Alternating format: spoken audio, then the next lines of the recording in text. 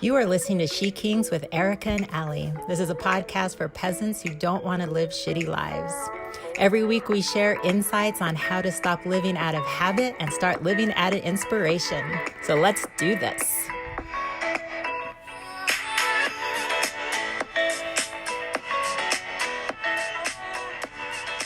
All right. We're recording. To say welcome to SheKings. I am Ali and I am recording live from Abu Dhabi. So what, Ali? You're having fun, you're traveling, you're seeing places.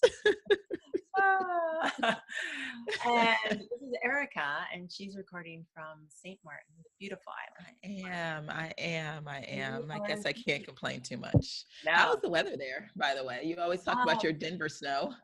I know. It's like 75, 80s, but it's windy. It's been windy since we got here. Yeah, like yeah.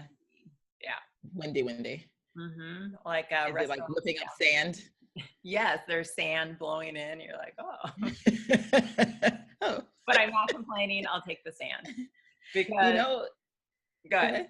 Oh, I was going to say in Colorado, it's snow, like blizzard. Yes. The pipes at my studio froze. I had to get my kids over there to plug in heaters and crack the water so the pipes don't break. So they didn't break. They didn't. The backflow valve in the front of the studio, I think it has a crack in it because my son showed me a video and it was leaking pretty good. I think it cracked, but I don't own the building, so that won't be my thing. Praise the Lord. All positive stuff. Exactly. Wipes forehead. Lucky. I'm like, I don't know how much that is. I know. Oh no, give a call to the landlord. Good luck with that. Ali, we are so fancy now that we don't have to do our SheKings podcast and our tagline. And I've been getting feedback on our music and everybody loves it. We're amazing. Yeah. Now, I forgot about it. One thing I will say to you listeners who may be tech savvy, can y'all tell me how to turn off the sound of my messages and emails coming in on my computer and my phone? I mean, I don't know how to do it. And the do not disturb on the phone does not stop the noise. I'm like, how is that? That's disturbing. Like, I think you probably go to notifications in the settings and then take off notifications. So you have notifications for Facebook, Instagram, phone calls. But then I'll never respond to anybody. I just want them to stop. Right. So you might have to take them off manually because I couldn't figure out, like when my daughter called me or texted me, it didn't make a noise. And I was like, but everybody else's does. And she went into my settings and she showed me, she just goes, next to my name is do not disturb. She's like, so you push the button and then, so I can hear her on just your phone calls and stuff. Okay, I'll do that, but I'll never answer the phone again because I'm never going back in to change it. Like, that's my issue. I need something that's just like, but anyway. So Ali, before we hop into our wonderful topic, ego, I was thinking to just do a reminder about why we do this show, because I think this ego talk is going to take us into a different place than we've been going in the last few episodes. And why do we do this? Why are we bothering people? Well, first of all, I love this topic. I love sharing. I love doing workshops. I just love it. And so, and then I like our interaction. So then why not put both of them together? Yeah. I mean, it's what we do. Share. And I think we have an approach that's soft, but not sugar-coated, but not so abrasive that it turns people off. So like that happy, I hope so, that happy medium to kind of open people's minds and their hearts and just, if they're suffering in any way, to give them some tools, because suffering literally is optional. So yeah. I totally agree. I think that at bottom, we started off doing this because it's what we do for each other. And it's just this idea that our natural state is peace. our natural state is joy. And it's like really wanting to invite people back to that with the tools that we have learned over the years. So it's just an invitation to peace and to seekers of who you really are, which is peace. All right. So welcome. That's what we do here. We love you guys, and we hope that you are taking it in. That's another thing, Allie. People do the homework, man. Like, I love that. That is awesome, because just listening to us, I mean, maybe you get something through osmosis, but you gotta do the work, or it's pointless. I would say too that, I mean, the homework should become a lifestyle. Like it should be something that and when you slip off of it, even for me. So when I sent you that message the other day, so I've been a shit show for the last 3 days because I can't flip to their time. So I've been up all night. I've been sleeping all day, and it's just chaos. So I decided to stay up 24 hours to reset my clock. And I'm glad I wasn't being videoed internally. Just like, I wanted to cry. I wanted to get angry. Like everything was just, I was picking my face apart. Like, what the hell is going on with my face? I was picking apart my body. I was like, because 24 hours is a really long time to just. It is. Like, I think it's called actual torture. Like it's in the definition book of torture. Oh my gosh. And I feel so much better today. But if we're not practicing it, then it is easy. And it truly has, I mean, 24 hours. Okay, that's great. But like, if your mindset isn't rooted, like it is easy to slip off of it. Like when I was ranting against everything internally, I never let my husband see the shit show. That is my mind. Then it doesn't feel good, but you're just in that space where you're just like, fuck it, right? I'm here. I'm going to continue down this road. And then it's all bad and it's going to be bad. I was reading it and I'm just like, Jesus, Allie, get your shit together. Get it together. Because I was like, I'm not losing weight. I've been doing everything. And Erica sent back, and then she put, well, it's because you're not loving yourself right now. And then this little just fucking emoji. That was all. Which I know you put to be like, but it was actually, your response was so funny. Your responses, because you were like, LOL, you're right. And then you're like, oh shit. Yeah. But you were delirious, man. You were delirious. It was like the stages of acceptance. In response to that, like, you're not loving yourself. And you're like, oh, yes. Fuck you. Right. Yes. I've been like, oh my gosh, it's been a rough 3 days, but today, yeah, man, you're back. Day, then I'm like, oh, things are good. Things are looking good. Lucky we're recording today, not yesterday or the day before. I canceled yesterday because I was just like, there's nothing that can help this. There's no one I can serve. Not like that. And everybody will be like, why are you for her? She's horrible. She's a horrible person.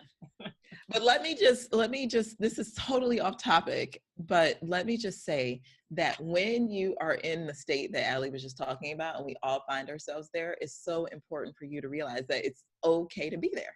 It's, like, if you don't resist it, if you don't say, oh, I should be feeling better. Oh, I'm in Abu Dhabi. I was about to say something totally different that I'm not going to even say, but I'm in Abu Dhabi and I should be out and I should be getting smacked in the face with sand. And instead I'm in my hotel room, keeping myself up for 24 hours. That's when the misery comes in. But if you're just like, okay, I'm delirious. Mind is crazy right now. I'm in full judgment. You can observe that. You can observe any state that you're experiencing it. And you can observe it from your true state, which is peacefulness. It's fine. Whatever. Sometimes people are delirious. Sometimes people are jet lagged. Shoulder shrug. Yeah. And then Maybe okay. Because he's up teaching, so he had to go teach right away. So Sunday's their Monday. And so he was up teaching, so he had a long day, and then he just falls into bed and he is out and he like snores. And I'm just like laying there going, oh my gosh. Pure resentment flowing water. But I'm over it now. We're good. Now you're good. You look amazing. You're like, you're back.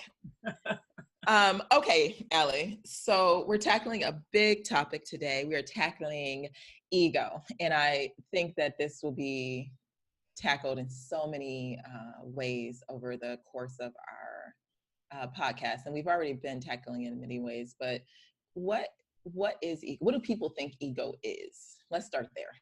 I feel that, man, I can't see.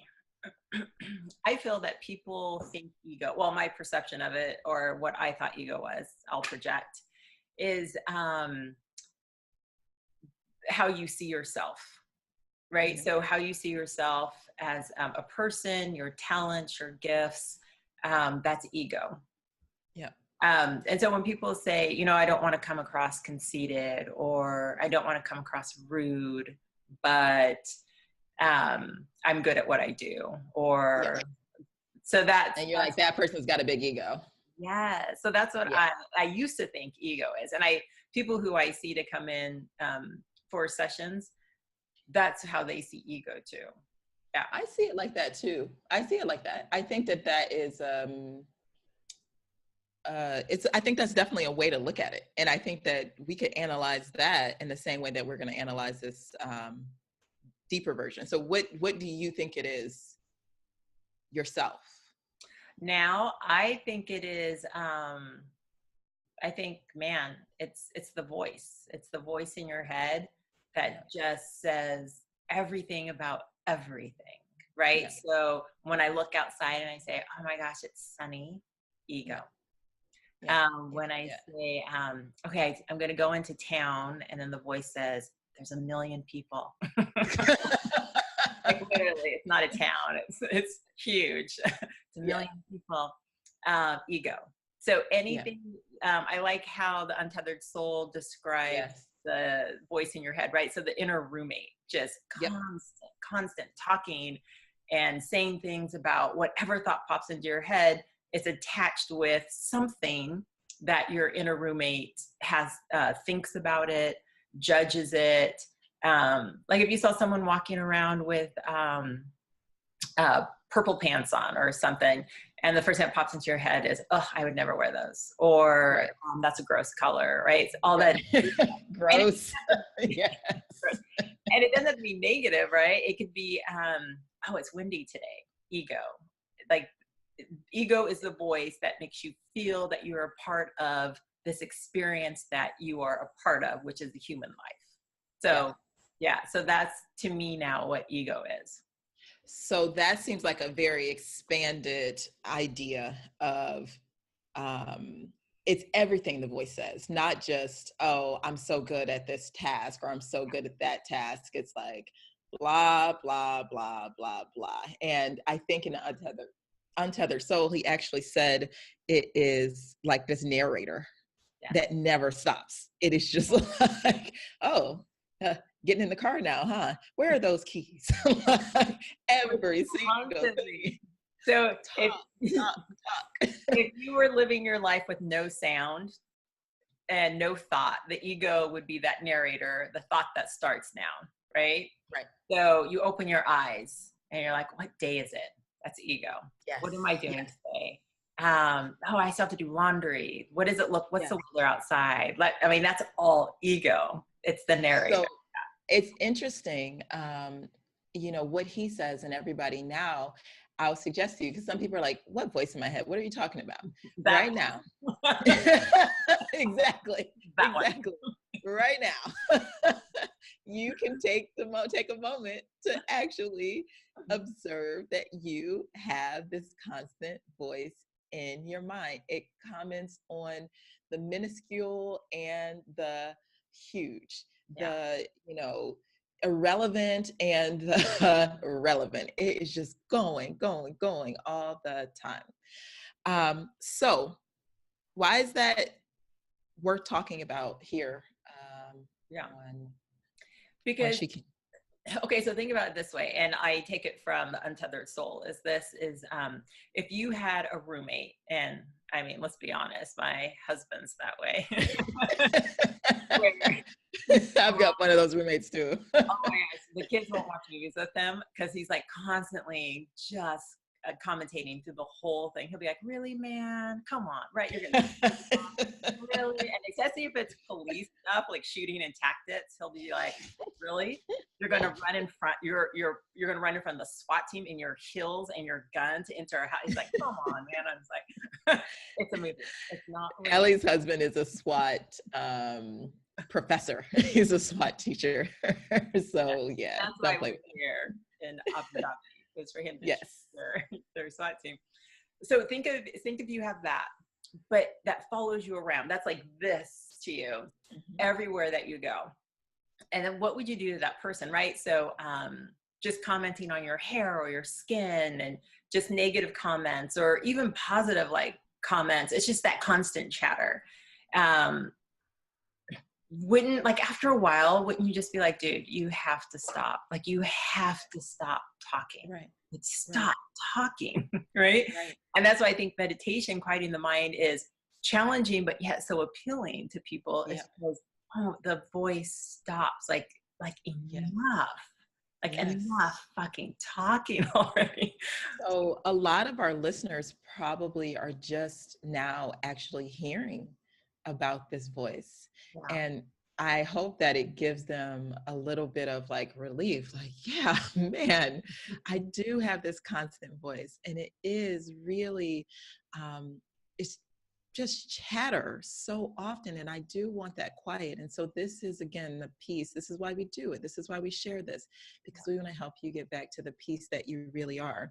And I think the other thing about the ego is that, you know, yes, it can comment on irrelevant and minuscule, but a lot of times it's really, really, it's really bothering us. It's actually making our lives very challenging.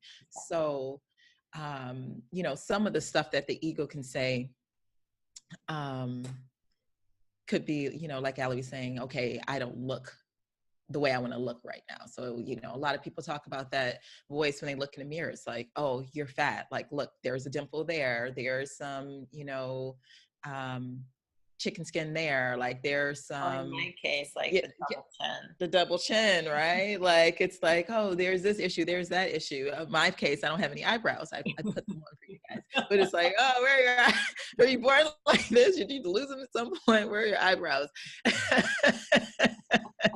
You have no expression. No one knows if you're happy, you're sad, you're surprised, just eyebrowless. So yeah.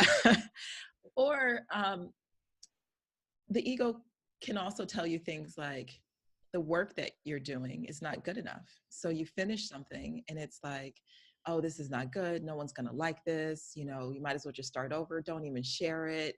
You know, nobody wants. Ego tells you things like that. Or ego might tell you, the reason why we're doing this is I actually went out the other night. So Allie, I haven't told you this story. I went out the other night with my husband and my 1-year-old. And we pay. And the place that we go, they have like had a suggested tip, but they don't include the suggested tip in your credit card transaction. So you need to like rummage through your bag and find some cash to pay this tip. So the suggested tip was $8. My husband is Dutch. So he doesn't care about your suggested tip, but the suggested tip was $8. And he dug through and he had a 10. And he's like, they're not getting a 10. And I'm like, he's like, do you have any cash? And I'm like, okay, let me look. So I give him my wallet and he like digs through and he's like, okay, you have 2 5s. That's still 10. Like they can have a 5. I'm like, babe, I think that the $8 tip is a fair tip. You know, we really should just get change. And he's like, nope, I have an extra dollar here. $6 is good enough. And then takes the $6, puts it in the thing and like sends it away. In the meantime, our 1-year-old runs up to a stranger danger, very sweet woman, arms up like, pick me up. And so the woman is like, oh my God, can I please pick her up? And like, anybody who knows me, I'm like, whatever, pick her up, cough in her face, it's fine. So she like picks her up and she like walks over and she's like going through this whole thing. She's like, listen, never been interested in kids, but I'm about to have a little niece or nephew, and I'm so excited to meet them. And like, this is a sign that it's going to go well with this child. And so I'm so excited, and your baby's so sweet.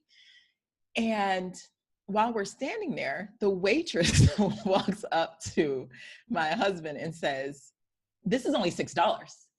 And so I'm right. So I'm looking at the baby, and I kind of am hearing this, and I'm trying to like have a conversation with this woman who's holding my child. And I'm like hearing this thing that's happening. And Vilm's like, yeah, it is. And she's like, the tip is $8. And he was like, yeah, it's a suggestion, right? It's a service charge. And he's just kind of like blows it off and like, whatever. And the woman's like, you always do this. She says to him, and she like storms away. And so I am like, I'll choke you out. Like, don't you disrespect my family outing. Like, we are out with our child. You're $2 and I'm a waitress, right? I'm an ex-waitress. And so I am like a ridiculous over tipper. But ego kicked in so fast, Allie. It was insane. So he's like grabs the baby and he like walks out or whatever. And I am like, what? I would have said this. I would have said that. I should have said this. Ego went crazy. Yeah. And I had to stop. I'm like, who is this made up person that's offended by what this person did, this other made up person did, right? So she's big and bad, and like, that's her ego, right? Like, that's her picture of herself. That's the voice in her mind says, you walk up to people and you say dumb shit, right?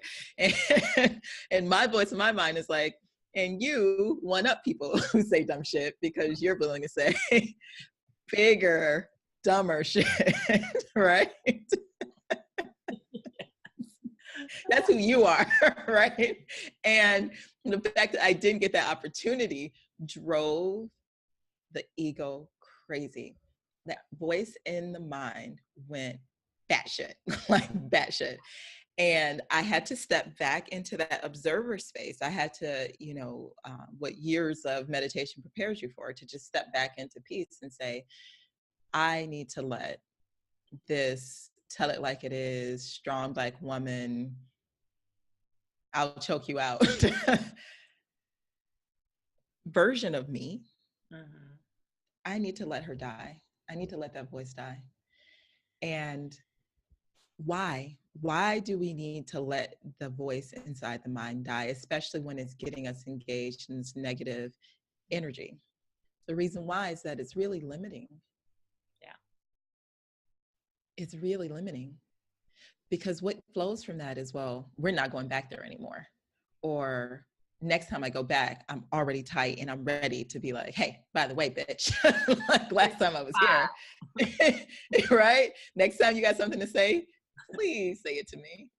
Please say it to me, because it's going to go down differently, So, or if you're like, I'm so bad at what I do, I'm not good enough. That sort of voice in your mind, listening to it, letting it stay there, means that you're going to live half your life. Mm-hmm. You're going to live it smaller than you're being called to live it. Yeah. Have you had any crazy ego experiences recently? Every day. Walk us through one, and walk us through how it limits you, or just any person, and how living by that voice limits. So I was so pumped up. So we're on the outskirts of Abu Dhabi. So we're by the convention center, really big hotels, just very hotel-y. Mm-hmm. We're away from the city. And so I was like, I'm going to go into the city. I'm going to do yoga. I'm going to venture out, because my husband is gone from 6:30 until like 4:35 every day. So I have that whole time to sit with myself. And so I was pumped. I was ready to go. And then I was talking to Mark, and I don't know what I thought. I would think it would be like Denver, right? So we have like 600,000 people in Denver. And he's just like, no, there's like over 1 million. And I was like, so instantly ego crept in and just like, and then I started noticing people looking at my hair. And then I started attaching stories to, oh my gosh, my hair is appropriate. Like, what are they thinking? And then the thought of being by myself in a city of millions of people. And then that story was like, you're not going to be comfortable. This is going to be too overwhelming. Just wait until this weekend, until Mark can come with you. All that. And I was like, no. And then it did. It limited me. And it limits this hotel room for 3 days. And in defense, and here's my ego again, I have been catching up on my sleep.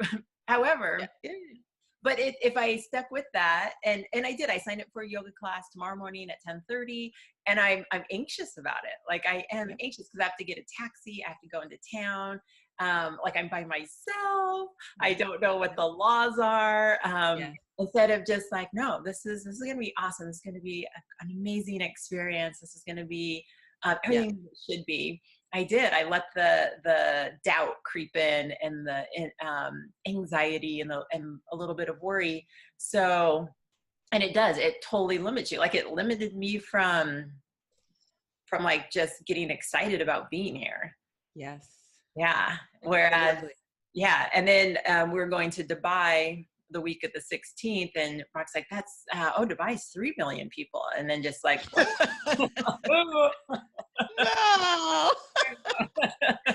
Because my cap.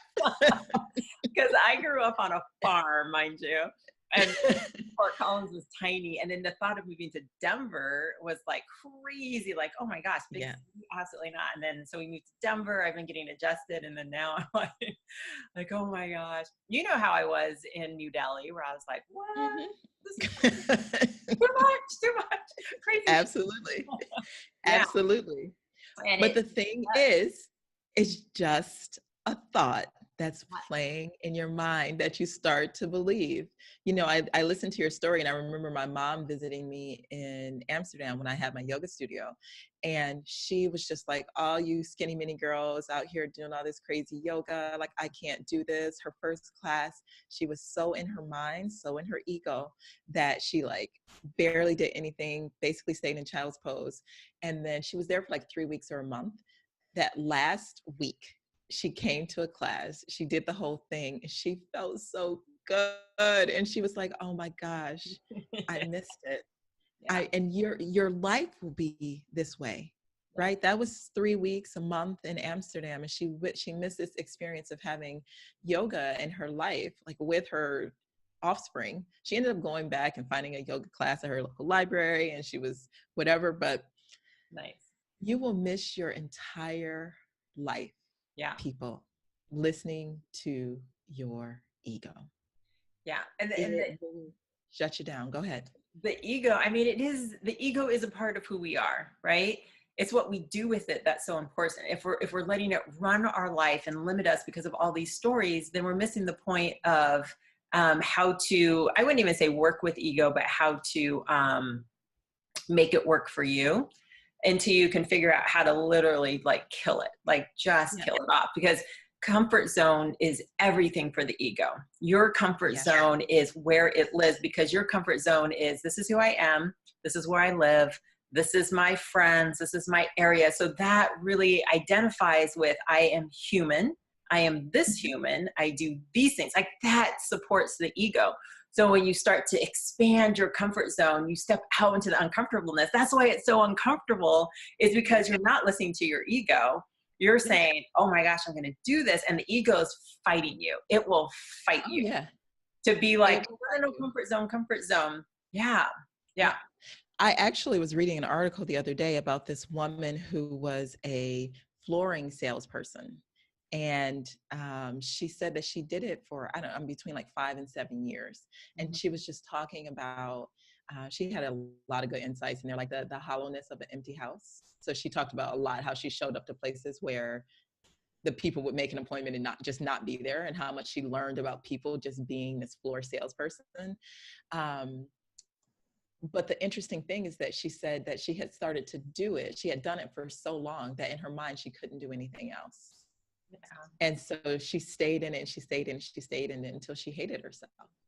Until she was like, I'm not a good person anymore. And like, I'm exactly like who I don't want to be. And now she's like this amazing writer. I can see it in just the article I read, because usually I try to read an article and like my attention span is like that of, I don't know, whoever has a short attention span. A 1-year-old. I'm sure about that. 1-year-olds have short attention spans.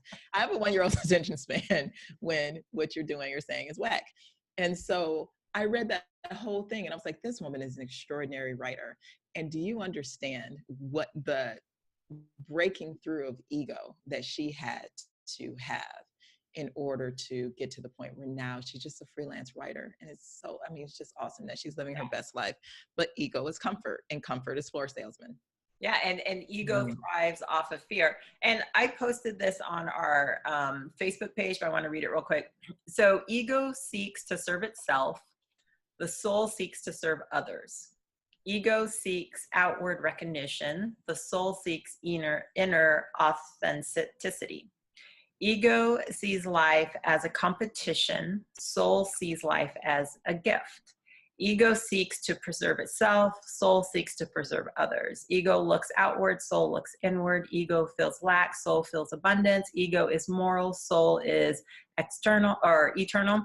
Ego is drawn to lust. Soul is drawn to love. Ego seeks wisdom. Soul is wisdom. Ego enjoys the prize. Soul enjoys the journey. Ego is cause to pain. Soul is cause to healing. Ego rejects God. Soul embraces God. Ego seeks to be filled. Soul is eternal wholeness. Ego is me. Soul is we. We. I love that. We. And I think before we go into homework, that it is possible to release ego. It is possible to eradicate the voice in the head as, it's possible to quiet it down quite a bit. Yeah. And B, it's then possible to just not be identified with it anymore. Ego can be like, there are a million people out there, and you can just, soul can be like, okay. All right. Like, I heard what you said. To notice my hair. Exactly. Exactly. But I think that, you know, one last distinction is ego versus personality. You know, we came here to experience life as the person that we are, right? And so this is not to say that, you know, you don't have fun and that I don't, you know, go one bigger with the waitress, right? It is, I think that there, though, is an energetic shift, because I'm not doing it because I'm like, oh, she disrespected this idea I had of myself. It could just be like, yeah, you know, it's funny to me or whatever it is. And I think that it's a distinction worth making. When ego is gone, it doesn't mean that you become some like automaton who walks around and, you know, right. is a robot. You still have your personality, and you can still have jokes, you can still be joyful. It's just, is not with an attachment to or being deeply offended by something. You're just like, whatever, you did that, you said that, it's totally okay. And I'm going to do and say something that I think is totally okay. So this whole thing has been about, Eckhart Tolle calls it, let your ego be diminished. Let these ideas that you have of yourself, let the voice in the head, let it die. Stop identifying with it, you know? And I think I have a homework I like to suggest for this. I love it so much. As usual, journaling. I recommend that you guys write down some of those thoughts, some of those, that ego voice that is playing in your head that's really starting to get on your fucking nerves. Like stuff that it keeps saying that you're just like, fucking shit. Like, I don't want to be a flooring salesperson anymore. Like one thing she said, she was like, listen, when I sat in that room to go through the training, one thing that was clear is that nobody was a child and said, you know what I want to do? I want to be a flooring salesman. Like it was never someone's goal to, and like maybe it was, who knows? But the point is, if ego is keeping you as a flooring salesman in your relationships, in your career, in your things that you would like to explore in this world, I want you to just write down all the things, that ways that it's limiting you, things that it's telling you that you don't want to hear. Make the longest list. And I want you to go through those things one by one and say, what would be different if I didn't believe this thought? Yeah. Yes. So let's do it with Allie before we get off. Allie, close your eyes. What would I be different? Oh, I would can I say this? I would be the chic-ish of Abu Dhabi if I get off. Go into the city. I would. What? I would be like, I'm opening another yoga studio right here. Right. And absolutely. All of a sudden, life is your oyster. Yeah. When you don't believe that thought anymore. So what would be different if you didn't believe that thought anymore? Yeah. What would be different if you didn't have the thought anymore? What would be different? All of a sudden you open up this huge space in your world. So I want you guys to go through those ego statements, the chatter in the mind, the stuff that's really bothering you, and ask yourself that question. And you would get to a point where even tiny things, you're like, is that true? Like, what would happen if I didn't believe that one? And you just get more and more and more freedom. Yeah. And a nice way that I like to quiet the mind, obviously, is through breath. So when you're focusing on your inhale, exhale, then it quiets the mind. And it was funny because when I started doing that, I would attach the word inhale, exhale. And I'm just like, Jesus, like the ego's jumping on this train. I got to quiet with my voice. And the ego's like, oh no, bitch, you're not leaving. And it's like, we're inhaling and now we're exhaling. Like, absolutely. Oh, there you go. Shotgun. There you go. I'm coming. But then I really like this one. Someone had me do this one. So you say the phrase in your mind, I wonder what my next thought will be. And you wait for it. And you'll notice that there is no next thought. Like, even if it's just for 3 seconds, like there is no next, you're, what? Total quiet. And you just keep doing that. I wonder. So when my mind's going, I just interrupt it with that. I wonder what my next thought's going to be. And I just sit and there's no thought because you're looking for it. I love it. I like doing it. I love it. That's very Zen. That's a very Zen practice. Yeah. But I think next, I think we need to talk a little bit more about ego because there's a lot to go along with the biggest thing of ego is ego and competition, thinking that you're better than. That's a huge anchor that the ego uses to keep you stuck where you are is comparison and competition. Like, oh my gosh, that is too. So I think for next week, let's dig a little bit more into that. Yes, comparison and competition is so subtle. Yes. Yep. People are going to be like, oh, I cannot believe how much I do that. It's insane. Yes. Okay. That's perfect. Let's do it. All right. All right. All right. All right. All right. All right. All right. It's been your laughing face. All right. It's been real, people. We love you. Please share. Please subscribe. Please rate and review anywhere and everywhere you can. Come like us on Facebook and Instagram. And get ready for our new website. We hired a web designer. Yeah. What? And I will tell you my story about my experience in the city. Because we'll even by next time I'll be in there the whole weekend. So yeah, have some good stuff. And I make sure I cover up my shoulders, all that good stuff. Because I don't want to broadcast from prison, jail. Abu Dhabi jail. I feel even lucky to have my computer. So. Lucky your husband's working with the cops because he might need to, cover it up, get out there. All right, guys, it's been real. Yes. All right, Allie. See you in a week. Peace.